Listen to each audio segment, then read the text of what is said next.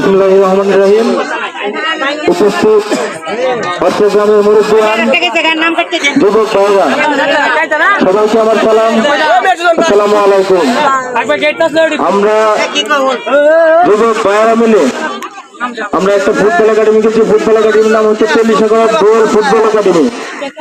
আর গতকালকে আমরা খেলা দিচ্ছি দূরে তখন যেহেতু আজকে আমাদের ক্লাবের পক্ষ থেকে গ্রামের সকল মুরব্বীদেরকে নিয়ে আমরা 3টা খেলা দিচ্ছি।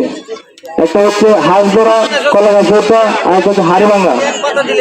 আমরা এইটুকু বয়সে আমরা যেটা করতে পারছি, আমরা নিজেদের কাছে অনেক ভালো লাগতেছে।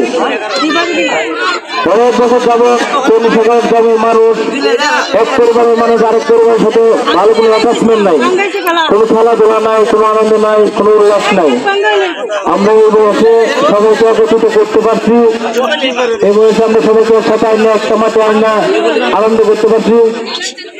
এই জিনিসটা আমাদের খুব ভালো লাগছে। আর কথা হচ্ছে আমরা যেন গৌরীপুর উপজেলার ভিতরে এই তেলিশাগড় গ্রামটাকে একটি অন্যতম গ্রাম বানাতে পারি। আমরা একটু অপরের কাছে হাত রেখে এই গ্রামটাকে আমরা অনেক দূরে এগিয়ে নিয়ে যেতে চাই। কথা হচ্ছে ধর্ম নির্বিশেষে হিন্দু, মুসলিম, বৌদ্ধ, খ্রিস্টান, ধনী গরিব ভেদাভেদ নাই, সবাই একটু একজন আরেকজনের কাছে হাত রেখে আমরা এই গ্রামটাকে আরো উপরে নিয়ে যেতে পারি। এবং কি আমরা যেন আমাদের এই গ্রামের খেলাধুলাকে প্রতি বছরে ঈদে জোগান রাখতে পারি। এই কামনায় আপনাদের কাছে এ বলে আমি আমার বক্তব্য শেষ করলাম। আসসালামু আলাইকুম।